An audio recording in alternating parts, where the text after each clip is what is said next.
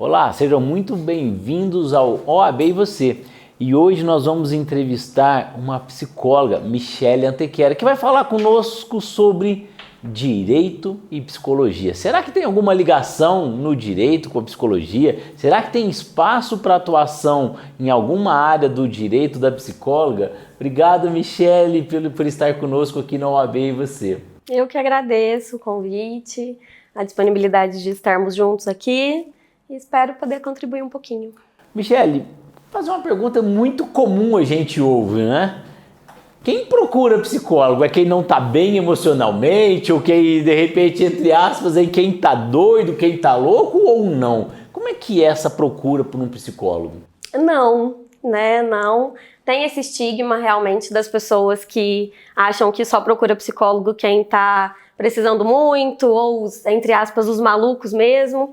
E não, né? A gente vê realmente hoje buscando a psicologia pessoas que querem viver melhor, que querem ter uma qualidade de vida melhor, que quer se conhecer, então uma busca por autoconhecimento, por entender melhor as complexidades da vida, né, dos relacionamentos, enfim. Na verdade, para viver melhor. Então busca-se a psicologia, a psicoterapia, quem quer ter um estilo de vida melhor. A gente tem presenciado, Michele, muitos conflitos em direito de família.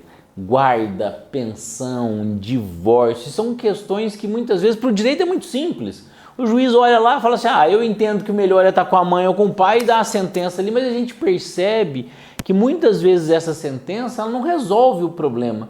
Na psicologia poderia ajudar? Com certeza. Essas são questões importantes e complexas, né? Olhando enquanto ser humano, enquanto emocional, são questões que a gente precisa olhar não tão simplista, não sei se posso dizer assim, enquanto o direito olha, que é muito taxativo, né? Na psicologia a gente entende que tem outras questões, né? E não só de uma decisão em si, mas as questões emocionais envolvidas, a dificuldade, por exemplo, de um divórcio, né? O divórcio, ele é complexo por si só, né? Então tem questões emocionais, tem dores envolvidas, né, para ter chegado naquilo, mesmo que seja algo muito tranquilo para os dois, consensual, né? Tem as dores envolvidas, tem um luto desse divórcio, desse relacionamento que não foi talvez o esperado, né? Não foi o idealizado, da forma que foi idealizada, não foi cumprida. Então, a psicologia ela pode ajudar, né? Ela pode tornar essas questões de forma mais simples, mais abrasivas de certa forma. Ela pode simplificar algumas dores. Vamos pensar assim, Michele, de repente tá lá, né? O pai falando assim, o filho quer ficar comigo. Aí vira a mãe pro juiz e fala assim, não, o filho não quer ficar com o pai. E fica aquela disputa pela guarda do filho, e a gente sabe que o filho muitas vezes é colocado ali como um troféu, né? Olha, deu errado o divórcio, mas eu fiquei com o filho, agora o pai está sendo punido, ou o contrário, né? A mulher acabou com o divórcio, eu acabei ficando com a guarda e agora ela vai ser punida porque não vai ter o filho. Às vezes alguns homens falam assim, se você entrar com o divórcio, eu fizer alguma coisa, eu exigir uma pensão alta, eu vou entrar pedindo a guarda para ficar... Como que você vê isso dentro assim como uma psicóloga? Que essas duas pessoas elas precisam de acolhimento. Essas duas pessoas elas precisam olhar para as questões dela, porque senão esse filho vai pagar o preço, né? E muitas vezes é o que acontece. Esse filho ele é responsabilizado por tudo isso, não de forma consciente dos pais, porque não quer dizer que os pais querem que o filho sofra, mas isso acaba acontecendo como consequência, porque como o doutor falou, esse filho ele é um troféu, então ele acaba, o que ficou, o pai, o cônjuge que ficou com o filho, ele utiliza isso, e o cônjuge que não ficou, ele fica criminalizado ali, né, de certa forma. Então, esses dois pais, eles precisam de um espaço para eles pensarem sobre isso, sobre essa dor, sobre esse filho que provavelmente também está sofrendo com esse divórcio. Então, tudo isso precisa ser entendido, né, dentro da psicologia, em um contexto familiar. A psicologia e o direito caminham muito junto, né? Michele, eu sei que você é uma grande estudiosa, né? Tem mestrado, agora já está num doutorado. Como que você vê essa questão da academia na formação de um profissional? Porque a gente vê muito hoje na internet falando assim, não, faculdade não precisa de nada, mestrado e doutorado não tem muito a ver, o importante é você ir lá entregar o resultado. Fez diferença na sua atuação um mestrado e um doutorado ou não? Claro, claro, a faculdade ela é o início de tudo, mas a gente não pode pensar que ela é o fim. Ela é só o início, né? Os estudos acho que a gente começa mesmo depois dela, né?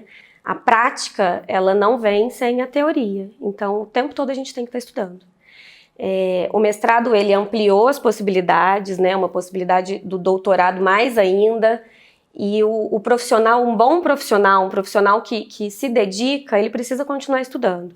Então, pós-graduação, nas suas áreas de interesse, isso é importantíssimo, né? Fazer essa troca, igual nós temos, entre psicologia e direito, que caminha junto, né? Se a gente pensar na psicologia jurídica, uma psicologia criminal, uma pós-graduação nisso é incrível, é excelente e fundamental para um profissional que trabalha muito juntamente com o psicólogo, que trabalha muito juntamente com o direito, é fundamental.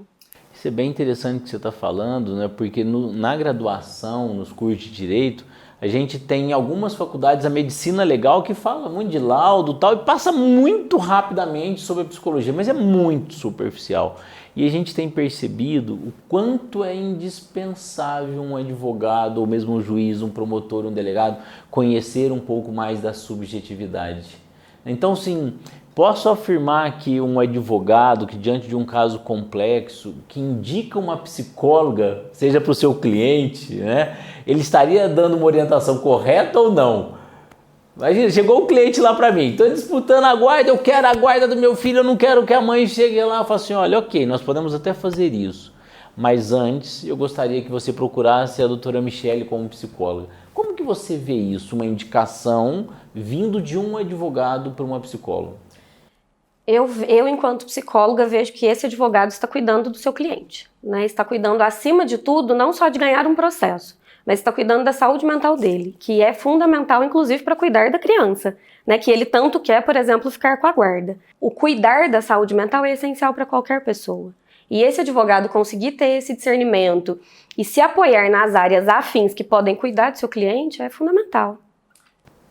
É possível uma psicóloga dar um laudo? Vamos supor, de repente estou com uma situação complexa, eu não sei como caminhar, eu acho que eu deveria, pelo jurídico eu sei o que fazer, mas eu tenho alguma dúvida. Posso procurar uma psicóloga, de repente, para ela me ajudar para ver se eu estou tomando a decisão certa? Porque não é só o ganhar por ganhar, eu ter o filho por ter. Eu acho que precisa ter o filho sob a sua guarda e proteção, mas isso precisa ser realmente um benefício para o filho. Há possibilidade de ter um acesso a um laudo de uma psicóloga para instruir uma ação?